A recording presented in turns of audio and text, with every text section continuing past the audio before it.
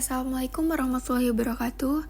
Hello, welcome to our video presentation yang beranggotakan Adinda Penti Nurmayori, Husin Tri Prasetyo, dan Seni Aprisa. Pada kesempatan kali ini, kami akan mempresentasikan materi tentang data wrangling dan exploratory data analysis, uji statistik hipotesis, dan analisis long tail dan business insight. Sebelum masuk ke inti materi, mari kita pahami mengapa analisis ini penting, khususnya pada performa sebuah website. Pada dasarnya, analisis data pada performa website adalah kunci untuk memahami kualitas layanan yang diterima oleh setiap pengguna kita. Ini bukan hanya tentang angka kunjungan, tetapi tentang memastikan pengalaman pengguna yang optimal. Kita tahu bahwa data mentah seperti yang kita dapatkan dari long server atau database hampir selalu berantakan. Data mentah ini sering mengandung missing value, nilai outliers, dan berbagai ketidakteraturan lainnya. Inilah mengapa kita tidak bisa langsung menganalisisnya. Kita perlu melalui proses pembersihan dan eksplorasi terlebih dahulu, yaitu tahap data wrangling. Disinilah peran penting metodologi kita. Melalui data wrangling, statistik deskriptif, visualisasi, dan analisis hubungan antar variabel, kita bisa mengubah kekacauan data menjadi gambaran yang jauh lebih jelas tentang pola performa website. Pendekatan yang komprehensif ini memungkinkan kita untuk mengidentifikasi dan mengatasi masalah krusial, seperti waktu respon yang lambat, performa long tail, yaitu isu-isu yang dialami oleh segmen kecil pengguna atau pada fitur yang jarang diakses. Secara akademis, tujuan utama dari analisis ini adalah untuk melatih kemampuan kita dalam mengolah data secara menyeluruh. Ini mencangkup praktik langsung dalam mengeksplorasi pola statistik, yaitu menemukan anomali, tren, dan distribusi yang ada dalam data performa website tersebut, serta melakukan interpretasi yang valid berdasarkan hasil visualisasi data yang kita buat dan juga hasil dari uji statistik yang kita jalankan. Ini sangat krusial agar kesimpulan kita tidak hanya berdasarkan perkiraan, tetapi didukung oleh bukti data. Selain mengembangkan keterampilan, analisis ini memiliki tujuan praktis yang sangat nyata, yaitu terkait langsung dengan website, yaitu penerapan adalah untuk memahami secara mendalam pengaruh variabel-variabel seperti ukuran file, waktu akses, atau jenis browser terhadap kinerja website secara keseluruhan. Data wrangling dan EDA merupakan tahap awal yang sangat penting dalam setiap analisis data. Tujuan dari data wrangling adalah untuk membersihkan dan menyiapkan dataset. Proses ini meliputi beberapa hal krusial, seperti memeriksa tipe data agar sesuai, mengatasi missing values, baik dengan mengisinya atau menghapusnya, menangani duplikasi data, serta yang tidak kalah penting, menangani outliers. Semua langkah ini dilakukan agar data kita menjadi konsisten dan siap untuk dianalisis lebih lanjut. Setelah data kita bersih, kita masuk ke tahap EDA. Tahap ini adalah tentang eksplorasi untuk memahami pola dan karakteristik data. Kita menggunakan dua metode utama di sini, yaitu statistik deskriptif, berfungsi untuk mendapatkan ringkasan numerik dari data, serta nilai rata-rata, median, dan standar deviasi dan visualisasi yang kita gunakan dengan berbagai grafik, seperti histogram, box plot, scatter plot, dan heat map, yang membantu kita melihat data secara visual. Langkah pertama dalam pergulatan data kita adalah memahami struktur dari data yang kita miliki. Di sini, kita melihat output dari fungsi standar Python. Kemungkinan besar menggunakan pustaka pandas untuk mendapatkan informasi awal. Bagian yang paling krusial dari output ini adalah identifikasi dan tampilan tipe dari data setiap kolom. Ini adalah langkah penting, karena tipe data yang salah dapat menyebabkan kesalahan analisis. Setelah kita memahami struktur dan tipe data, tantangan berikutnya dalam data wrangling adalah menangani nilai yang hilang. Nilai yang hilang dapat menyebabkan bias atau kesalahan dalam perhitungan statistik kita.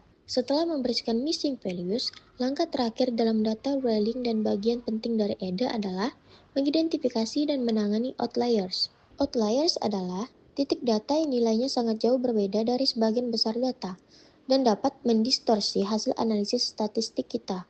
Untuk mengidentifikasi outliers secara visual, kami menggunakan box plot untuk 4 variabel kuantitatif utama performa website. Setiap titik di luar whiskers pada box plot menunjukkan adanya outlier.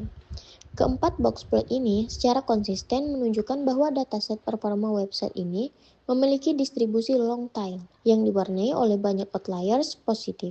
Outliers ini, jika tidak ditangani, akan membuat rata-rata menjadi bias, sehingga menjadi kesimpulan statistik kita tidak akurat. Kita telah menyelesaikan data Welling dan sekarang bergerak lebih dalam ke fase exploratory data analysis atau EDA, khususnya pada analisis statistik deskriptif. Fase ini bertujuan untuk memahami distribusi, pusat, dan sebaran data sebelum kita melakukan uji hipotesis. Lihatlah visualisasi di bagian atas untuk variabel SR_no atau nomor urut. Variabel ini biasanya berfungsi sebagai indeks, bukan variabel yang akan kita analisis pengaruhnya. Kesimpulan untuk SR_no adalah bahwa variabel ini terdistribusi secara normal sesuai indeks dan tidak memiliki anomali statistik yang perlu kita tangani lebih lanjut. Analisis ini memberikan insight yang tajam tentang kualitas layanan kita, yaitu waktu muat mayoritas halaman cukup baik, dan keberadaan outliers yang signifikan ini menunjukkan adanya masalah performa yang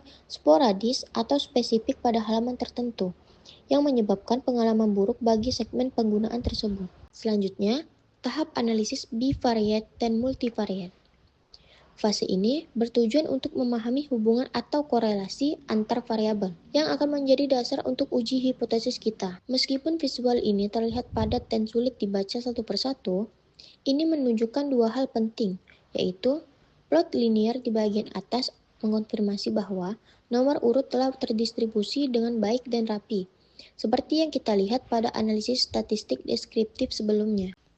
Setelah melihat keragaman URL, kini kita masuk ke analisis hubungan antar variabel kuantitatif yang paling penting, menggunakan correlation heatmap. Fokus utama kita adalah pada hubungan yang paling kuat, yang ditunjukkan oleh warna merah gelap diagonal utama, yang merupakan korelasi variabel dengan dirinya sendiri. Sayangnya, korelasi antara load time dan response time sangat rendah, hanya 0,03. Angka ini hampir 0. Mengindikasikan bahwa waktu muat dan waktu respon tidak memiliki hubungan linear yang kuat dalam dataset ini. Ini adalah insight penting. Perbaikan pada kecepatan respon server belum tentu secara otomatis memperbaiki waktu muat total. Pada slide ini menunjukkan bahwa terdapat banyak titik data yang tersebar di atas konsentrasi utama, mencapai nilai pack size yang jauh lebih tinggi. Titik-titik ini adalah pencilan atau data dengan nilai yang ekstrim yang menunjukkan adanya halaman yang ukurannya jauh lebih besar daripada rata-rata. Selanjutnya, uji statistik hipotesis. Uji statistik hipotesis digunakan untuk menentukan apakah terdapat perbedaan yang signifikan antara kelompok-kelompok data, misalnya membandingkan dua kategori, dan hubungan yang signifikan antara variabel numerik, misalnya melihat korelasi antara dua variabel. Tujuan akhir dari analisis ini adalah untuk memastikan apakah perbedaan performa website antara kategori benar-benar signifikan secara statistik dan untuk mengidentifikasi variabel mana yang saling mempengaruhi dalam menentukan kualitas performa website. Dalam analisis ini ada dua metode utama yang diterapkan, yaitu tes yang bertujuan untuk membandingkan rata-rata, maksudnya mean, response time dari dua kategori, maksudnya kelompok data, dan analisis korelasi yang bertujuan untuk melihat kekuatan dan arah hubungan antara dua variabel numerik. Pada slide ini menampilkan upaya untuk melakukan uji response time antara kategori website membandingkan grup A dan grup B. Terdapat pesan kesalahan utama yang muncul, yaitu tidak cukup data di satu atau kedua kelompok. Pesan kesalahan ini menunjukkan bahwa uji tes tidak dapat dieksekusi karena jumlah data yang tersedia untuk grup A atau grup B atau keduanya tidak mencukupi untuk melakukan perhitungan statistik yang valid. Analisis korelasi ini menunjukkan bahwa tidak ada hubungan linier yang signifikan antara nomor urut atau SR_no dan ukuran halaman, yaitu page size.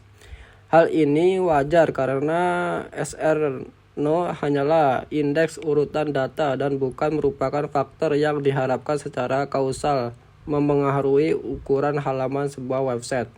Analisis korelasi lebih tepat digunakan untuk membandingkan variabel performa website lain yang saling mempengaruhi seperti load time fast success atau throughput fast response time. Selanjutnya, analisis long tail. Analisis ini dilakukan untuk melihat seberapa besar proporsi pengguna yang mengalami respon time yang sangat lambat, terutama pada nilai ekstrim seperti di atas 5 detik atau di atas P95. Dengan menggunakan CDF dan perhitungan persentil, analisis ini membantu mengidentifikasi seberapa parah dan seberapa sering keterlambatan ekstrim terjadi. Temuan tersebut kemudian menjadi dasar penyusunan bisnis insight, yaitu rangkuman pola performa website, faktor yang memengaruhi waktu respon, hubungan antar variabel, serta dampak outlier terhadap pengalaman pengguna. Dari insight tersebut dapat dibuat rekomendasi strategis yang fokus pada optimasi performa, pengurangan long tail, serta peningkatan stabilitas sistem untuk mendukung pengalaman pengguna dan kinerja bisnis secara keseluruhan. Pada slide ini, plot CDF yang disajikan tidak relevan untuk analisis performa karena menggunakan variabel nomor urut SR0. Namun, angka persentase di bawah plot menunjukkan bahwa performa website tersebut sangat buruk, dengan hampir 100% pengguna mengalami waktu respon lebih dari 5 detik. Temuan ini menjadi dasar krusial untuk menyusun bisnis insight dan rekomendasi strategis. Temuan yang paling penting adalah respon time yang sangat buruk. 99,38% pengguna mengalami delay di atas 5 detik dan nilai P95 yang sangat tinggi. Hal ini kemudian dirangkum menjadi bisnis insight dan rekomendasi sebagai berikut. Yang pertama, wawasan bisnis terdapat 1. Distribusi waktu respon, 2. Dampak outlier, 3. Perbedaan kategori, 4. Korelasi ukuran, 5. Penyebab pencilan. Selanjutnya, yang kedua, pada bagian rekomendasi terdapat 1. Optimasi aset, 2. Caching, 3. Prioritas long tail, 4. Optimasi jalur render kritis, dan yang kelima, load test. Tujuan utama dari optimasi jalur rendering kritis adalah membuat browser dapat menampilkan pixel pertama konten secepat mungkin. Jalur rendering kritis adalah urutan langkah yang harus dilakukan browser untuk mengubah HTML, CSS, dan JavaScript menjadi pixel yang terlihat di layar. Optimasi melibatkan pengurangan waktu dan jumlah round trip yang diperlukan. Berdasarkan seluruh analisis pada website performa dataset, dapat disimpulkan bahwa kualitas performa website dipengaruhi oleh ukuran data, waktu muat, dan waktu respon yang cenderung tidak berdistribusi normal, serta memiliki long tail. Outlier dan variasi antar kategori juga menunjukkan perbedaan performa yang signifikan. Beberapa variabel numerik memiliki korelasi kuat, seperti antara page size dan load time.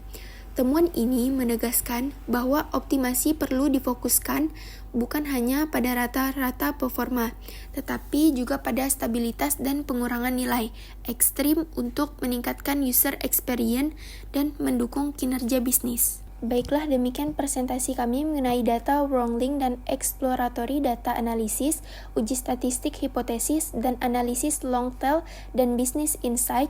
Kami berharap analisis dan rekomendasi yang disajikan dapat memberikan wawasan yang berharga bagi kita semua. Terima kasih atas perhatiannya. Wassalamualaikum warahmatullahi wabarakatuh.